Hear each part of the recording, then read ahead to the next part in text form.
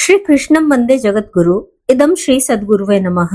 वांग्मय number 10 Gayatri साधना का गुह्य विवेचन, ऑडियो नंबर 68। पिछले ऑडियो में हमने जाना कि मानसिक असंतुलन आध्यात्मिक पतन का कारण बनता है।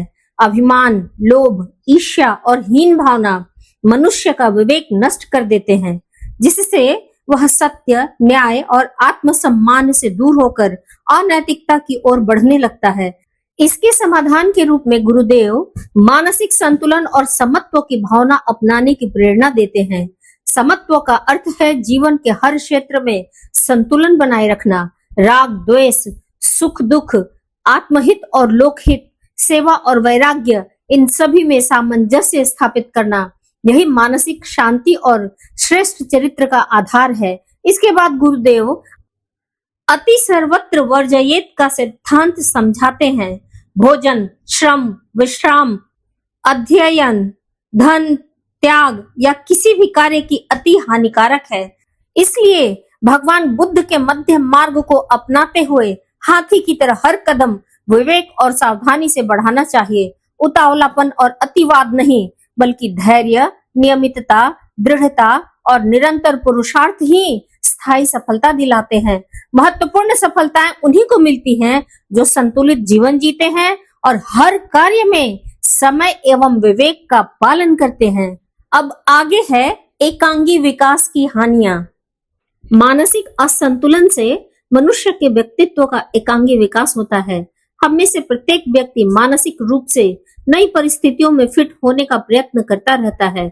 यदि हम अपने घर, पेशे, वातावरण के अनुसार अपने मानसिक संस्थान को ढक लेते हैं, तो हमें कार्य में प्रसन्नता और मन में शांति प्राप्त होती है।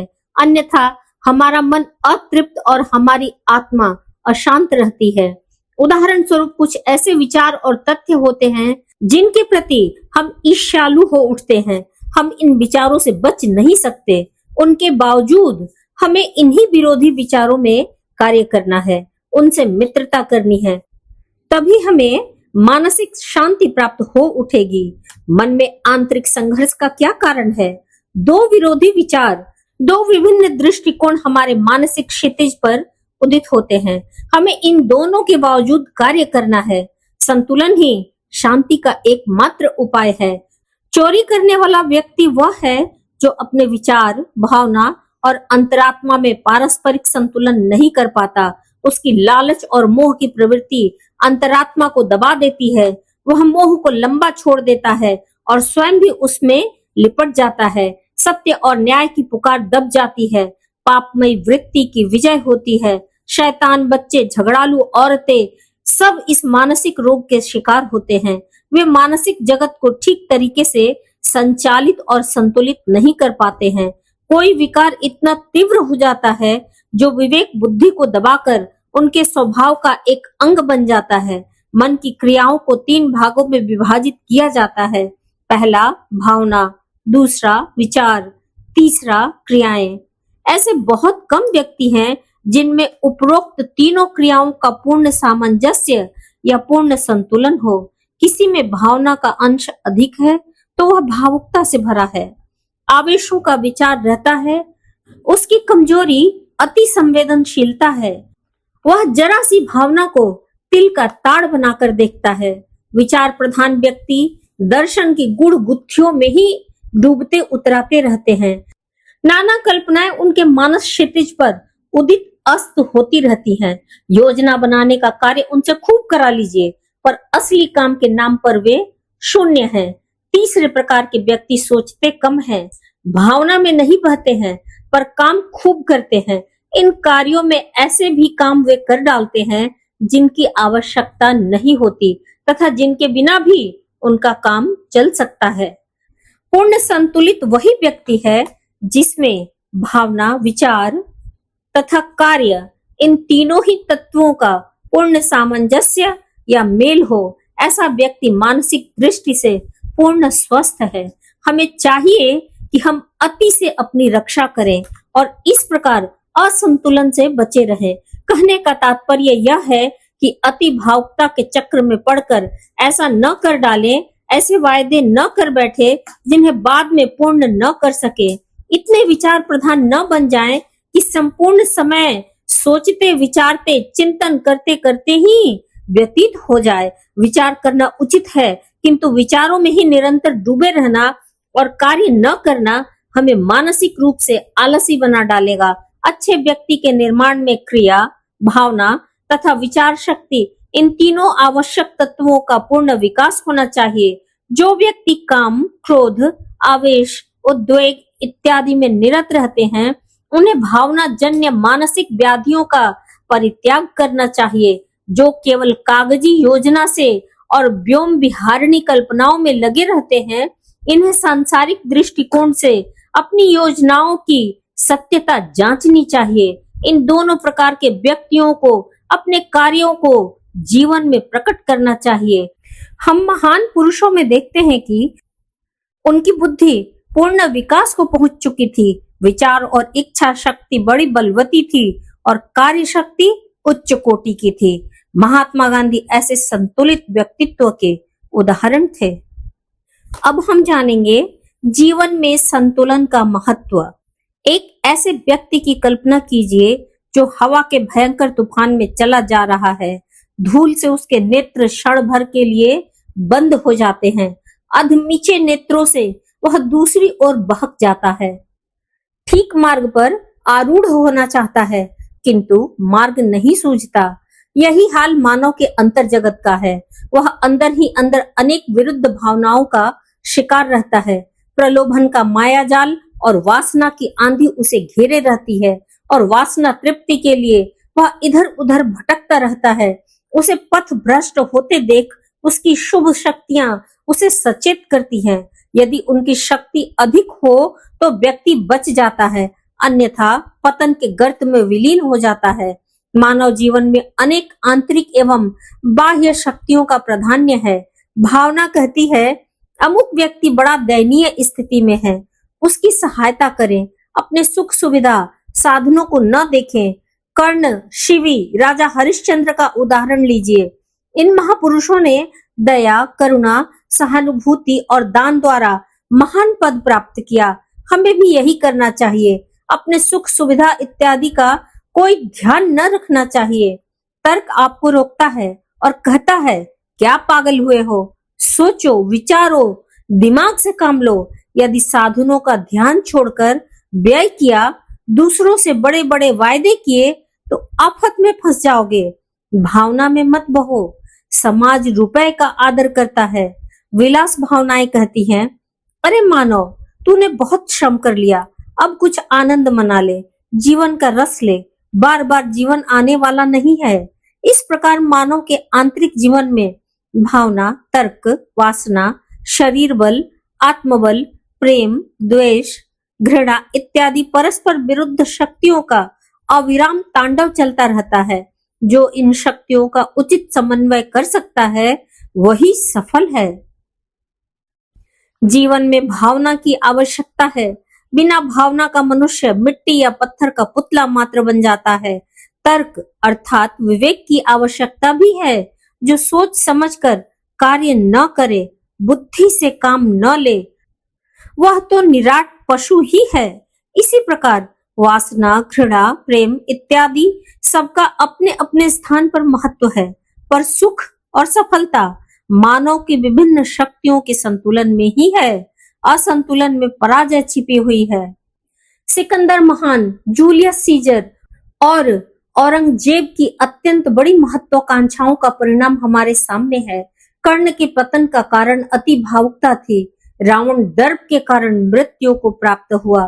तर्कशील, भावनाशील, कर्मशील तीनों ही प्रकार के मानव जीवन में अमर्यादित संतुलन से असफल हो सकते हैं। इसलिए यह ध्यान रखें कि कहीं आपके व्यक्तित्व का एक ही पहलू विकसित न होता रहे, सभी संतुलित रूप में विकसित होते रहें। अतिरेक त्याज्य है। ध्येय और व्यवहार, कर्म और भावना, परिश्रम और विश्राम, तर्क और कार्य, इन सभी द्वंद्वों में उचित समन्वय का नाम ही जीवन है। आगे है उत्तेजना के दुष्परिणाम। कहते हैं आदिम जाति में एक बहुत बड़ी मानसिक कमजोरी रहती है जिसे उत्तेजना कहा जाता है। आदिम जातियों में नृशंस हत्याओं और मारपीटों का विशेष कारण यही उत्तेजना होता है। लड़का यदि अपने पिता से क्रुद्ध और उत्तेजित हो उठा तो एक ही आवेश में वह पिता की हत्या कर बैठता है। यही स्थिति पिता अथवा अन्य कुटुंबियों की है। क्रोध पर ये काबू कर नहीं पाते और क्षणिक आवेश में हत्या, मारपीट, खून खराबी हो जाती है। छोटी छोटी बातों पर लड़ाई झगड़े चलते रहते हैं। पारस्परिक कटुता की अभिवृद्धि होती रहती है। एक दूसरे के प्रति बैर, ईर्ष्या, द्वेष, क्रोध, घृणा इत्यादि विषैले मनोविकार पनपते रहते हैं। उत्तेजना क्या है? इसका विश्लेषण करने पर ज्ञात होता है कि यह उद्वेग का आधिक्य है। साधारणतः व्यक्ति दो प्रकार के होते हैं।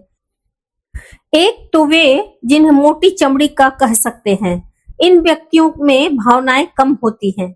इन्हें कुछ कह दीजिए, इनके मन में कोई प्रभाव न पड़ेगा। गाली गलौज या मान हानि से भी वे उत्तेजित न होंगे। ये भावना के आक्रोश में नहीं रहते। क्रोध, घृणा, ईर्ष्या, क्षणिक आवेश का इन पर कोई शीघ्र व्यापी प्रभाव नहीं होता। दूसरे व्यक्ति भावुक और अति उद्विग्न होते हैं।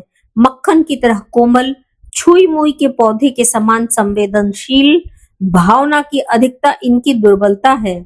भावना अर्थात क्रोध, प्रेम, वात्सल्य, दया, ईर्ष्या इत्यादि मनोविकारों को अत्यधिक गहराई से अनुभव करना और उन्हीं के वश में इतना हो जाना कि स्वयं अपनी विवेक बुद्धि को भी खो डालना।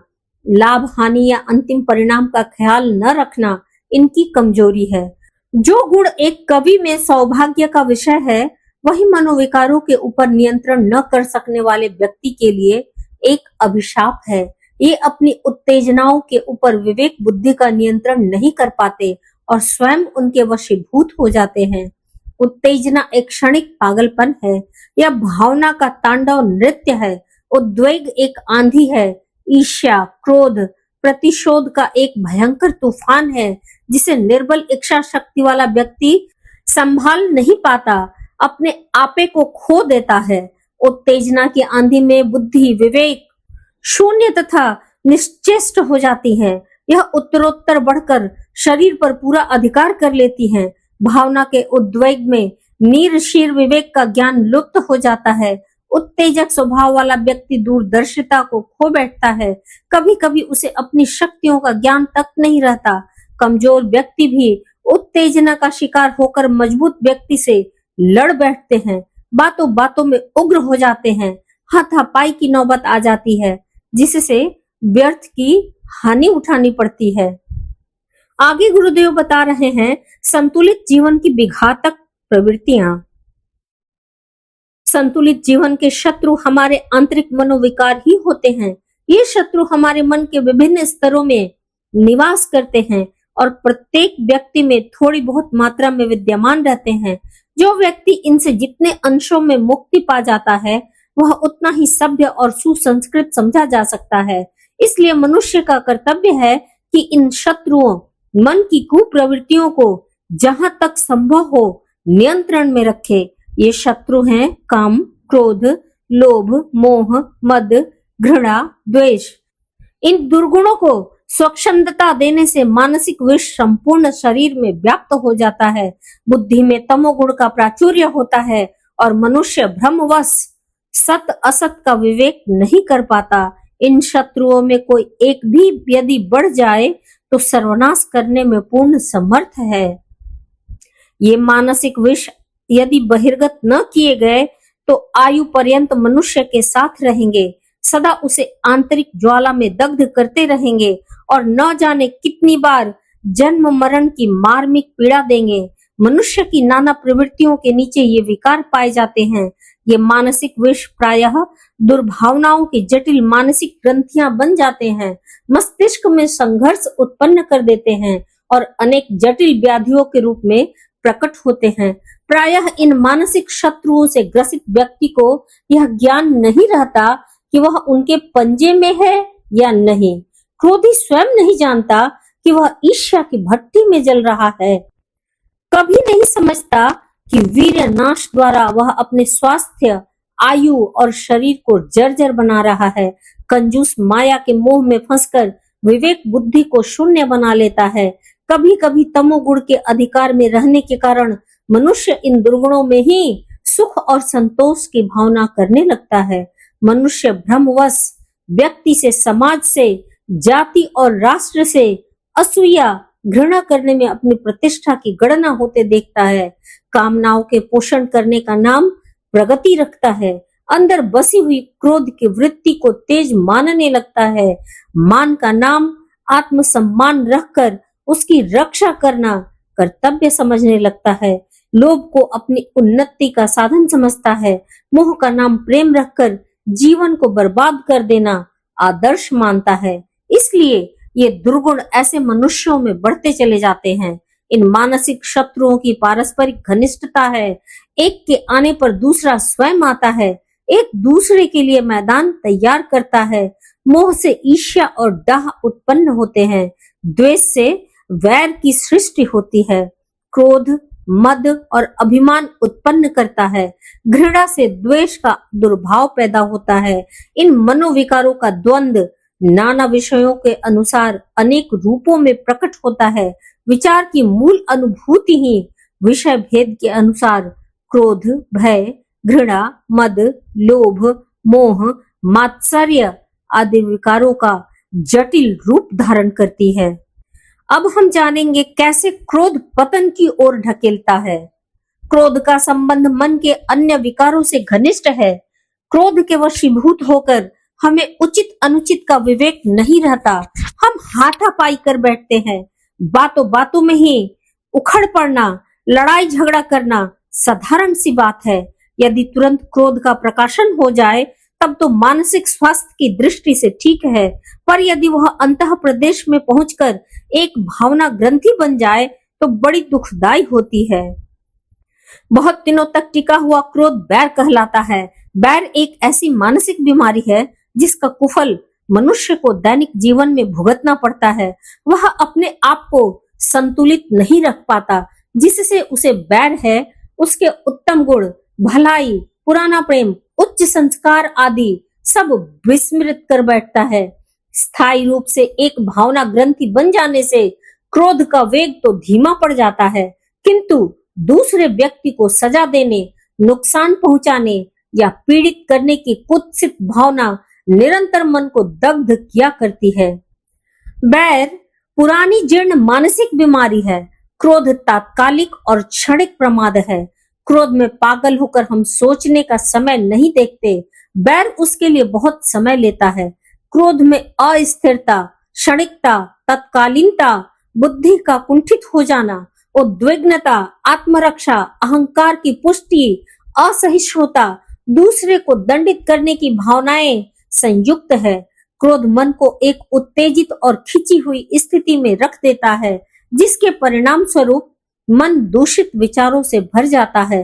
क्रोध से प्रथम तो उद्वेग उत्पन्न होता है। मन एक गुप्त किंतु तीव्र पीड़ा से दग्ध होने लगता है। रक्त में गर्मी आ जाती है और उसका प्रवाह बड़ा तेज हो जाता है। इस गर्मी में मनुष्य के शुभ भाव, दया, प्रेम, सत्य, न्याय, विवेक, बुद्धि जल जाते हैं। क्रोध एक प्रकार का भूत है जिसके सवार होते ही मनुष्य आपे में नहीं रहता, उस पर किसी दूसरी सत्ता का प्रभाव हो जाता है। मन की निंद्य वृत्तियां उस पर अपनी राक्षसी माया चढ़ा देती है। वह बेचारा इतना हतबुद्धि हो जाता है कि उसे यह ज्ञान नहीं रहता कि वह क्या कर रहा है। आधुनिक मनुष्य का आंतरिक जीवन और मानसिक अवस्था अत्यंत विक्षुब्ध है। दूसरों में वह अनिष्ट देखता है, उससे हानि होने की कुकल्पना में डूबा रहता है। जीवन पर्यंत इधर उधर लुढ़कता, ठुकराया जाता रहता है। शोक, दुख, चिंता, अविश्वास, उद्वेग, व्याकुलता आदि विकारों के वशीभूत होकर रहता है। ये क्रोधजन्य मनोविकार अपना विष फैलाकर मनुष्य का जीवन विषैला बना रहे हैं, उसकी आध्यात्मिक शक्तियों का शोषण कर रहे हैं। साधना का सबसे बड़ा विघ्न क्रोध नाम का राक्षस ही है। क्रोध शांति भंग करने वाला मनोविकार है। एक बार क्रोध आते ही मन की अवस्था विचलित हो उठती है। श्वासोच्छ्वास तीव्र हो उठता है, हृदय विक्षुब्ध हो उठता है। यह अवस्था आत्मिक विकास के विपरीत है।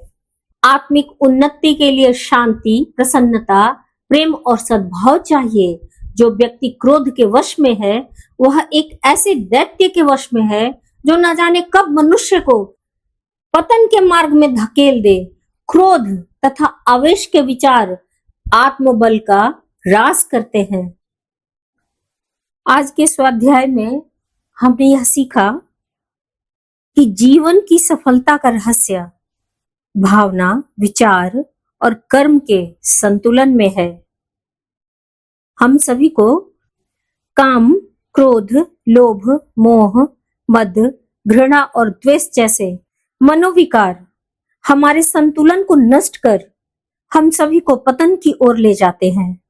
इसलिए हमें शांति, विवेक, प्रेम और सद्भाव अपनाकर ही मानसिक, नैतिक और आध्यात्मिक उन्नति करना संभव है। इसी के साथ आज का स्वाध्याय यहीं तक। सभी को प्रणाम। 21वीं सदी उज्जवल भविष्य। भारत माता की जय। वाङ्मय अथवा साहित्य, शब्द, विचार और भावना का दिव्य संग्रह। परम पूज्य गुरुदेव पंडित श्री राम शर्मा आचार्य जी की इस धरोहर को ऑडियो रूप में सुनने के लिए चैनल को लाइक करें, सब्सक्राइब करें और नोटिफिकेशन को ऑन रखें और गुरुवाणी को जन जन तक पहुंचाएं। हृदय से आभार।